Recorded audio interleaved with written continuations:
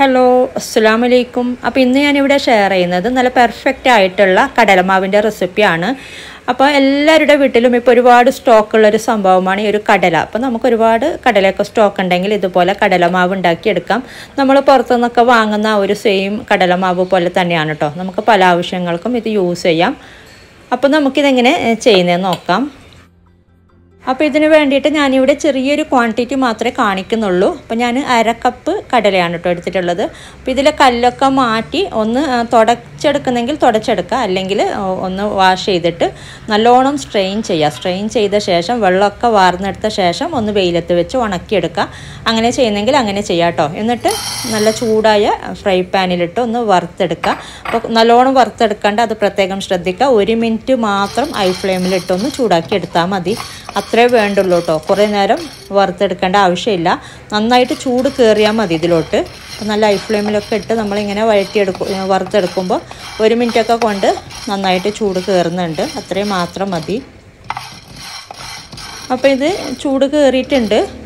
1 minute, almost 1 minute വറുത്തെടുത്തിട്ടുണ്ട്. അപ്പോൾ ഇത്രയും മതി. നല്ലോണം നമുക്ക് കൈ പൊള്ളുന്നുമില്ല, പക്ഷെ നന്നായിട്ട് ചൂട് കയറിയിട്ടുമുണ്ട്. അത്ര മാത്രം മതി കേട്ടോ. പിന്നെ നമുക്ക് ഫ്ലെയിം ഓഫ് ചെയ്തിട്ട് ഇത് വേറൊരു പാത്രത്തിലോട്ട് മാറ്റാം. ഇത് ചെറുതായിട്ടൊന്ന് ചൂടാറിയ ശേഷം നമുക്ക് ഒരു മിക്സിയുടെ ബ്ലെൻഡറിലിട്ട് പൊടിച്ചെടുക്കാം. നല്ലോണം ചൂട് പോകാൻ വേണ്ടിയിട്ട് വെയിറ്റ് ചെയ്യേണ്ട, അതുപോലെ ചൂടോടെ ഇട്ട് കൊടുക്കുകയും വേണ്ട കേട്ടോ. അപ്പോൾ ആ ഒരു രീതിയിൽ ചെയ്യാം. അപ്പോൾ ഇത് ചെറുതായിട്ട് ചൂടാറിയിട്ടുണ്ട്. പെട്ടെന്ന് തന്നെ ചൂടാറും. നമ്മളങ്ങനെ നല്ലോണം വറുത്തെടുക്കുന്ന സംഭവമൊന്നും അല്ലല്ലോ. അപ്പോൾ പെട്ടെന്ന് തന്നെ ചൂടാറും. അപ്പോൾ ഇത് നമുക്ക് ഒരിച്ചിരി ചൂടുണ്ട് കേട്ടോ. ഞാൻ പറഞ്ഞ പോലെ ഒരിച്ചിരി ചൂടുണ്ടെങ്കിലാണ് ഏറ്റവും നല്ലത്. അപ്പോൾ നമുക്ക് കുറച്ച് വലിയൊരു ബ്ലെൻഡറിലോട്ട് തന്നെ ഇട്ട് കൊടുക്കാം കേട്ടോ. ചെറിയ ബ്ലെൻഡറിൽ ഇട്ട് കൊടുക്കുന്നതിനേക്കാളും കുറച്ച് വലിയ ബ്ലെൻഡറിൽ ഇട്ട് കൊടുക്കുന്നതാണ് ഏറ്റവും നല്ലത്. അപ്പോൾ നന്നായിട്ട് പൊടിഞ്ഞ് കിട്ടാനായിട്ട്, അല്ലെങ്കിൽ നമ്മൾ ഫുള്ളായിട്ട് ഇട്ട് കൊടുക്കുകയും വേണ്ട. അപ്പോൾ അത് പ്രത്യേകം ശ്രദ്ധിക്കാം കേട്ടോ. പിന്നെ നന്നായിട്ട് നമുക്കിതൊന്ന് ബ്ലെൻഡ് ചെയ്തെടുക്കാം.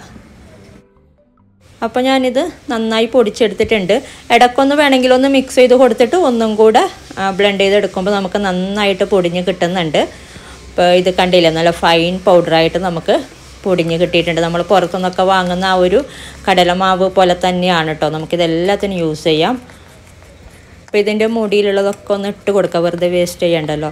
അപ്പോൾ നല്ല ഫൈൻ പൗഡറായിട്ട് തന്നെ പൊടിഞ്ഞ് കിട്ടിയിട്ടുണ്ട്. നമുക്കിത് വേണമെങ്കിൽ ഒന്ന് അരിച്ചെടുക്കാം. എന്തെങ്കിലും ഒരു അരിപ്പയിലിട്ട് അരിച്ചെടുക്കുമ്പോൾ എന്തെങ്കിലും തരിയൊക്കെ ഉണ്ടെങ്കിൽ മാറിക്കിട്ടും.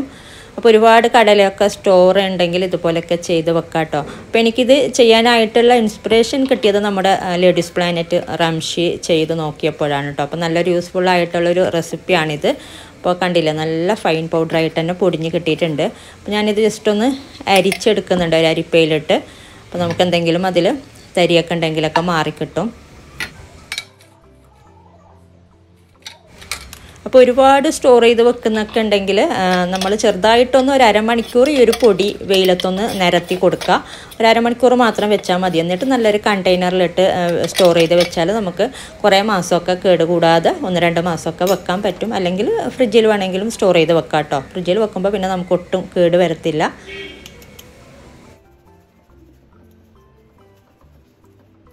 അപ്പോൾ ഇതിലങ്ങനെ തരിയൊന്നുമില്ല കേട്ടോ. നന്നായിട്ട് തന്നെ പൊടിഞ്ഞ് കിട്ടിയിട്ടുണ്ട്. ഒട്ടും തരിയില്ല. എന്നാലും നമ്മളൊന്നിങ്ങനെ അരിപ്പയിലിട്ട് അരിച്ചെടുക്കുമ്പോൾ നമുക്ക് പിന്നെ ക്ലിയർ ആയല്ലോ, ഒന്നുമില്ല എന്നിതിൽ. അപ്പോൾ കണ്ടില്ല, ഒട്ടും തരിയൊന്നുമില്ല. നല്ല ഫൈൻ പൗഡറായിട്ട് തന്നെ, കുറച്ച് മാത്രമേ തരി ഇതിലുള്ളൂ കേട്ടോ. അപ്പോൾ നല്ല ഫൈൻ പൗഡറായിട്ട് തന്നെ കിട്ടിയിട്ടുണ്ട്. അപ്പോൾ ഇങ്ങനെ ട്രൈ ചെയ്യാത്തവരൊക്കെ ട്രൈ ചെയ്ത് നോക്കാം കേട്ടോ. എന്നിട്ട് നിങ്ങളുടെ അഭിപ്രായങ്ങളൊക്കെ അറിയിക്കുക. അപ്പോൾ വീഡിയോ ഇഷ്ടപ്പെട്ടാൽ ലൈക്ക് ചെയ്യുക, കമൻറ്റ് ചെയ്യുക. നിങ്ങൾ സബ്സ്ക്രൈബ് ചെയ്യാത്തവരാണ് വീഡിയോ കാണുന്നതെങ്കിൽ ഒന്ന് സബ്സ്ക്രൈബ് ചെയ്യുക. അപ്പോൾ ഇതുപോലെ നല്ല നല്ല റെസിപ്പിയുമായിട്ട് ഇനിയും വരും ഇൻഷാ അല്ലാഹ്. അപ്പോൾ മറ്റൊരു വീഡിയോയിൽ കാണാം. Thank you.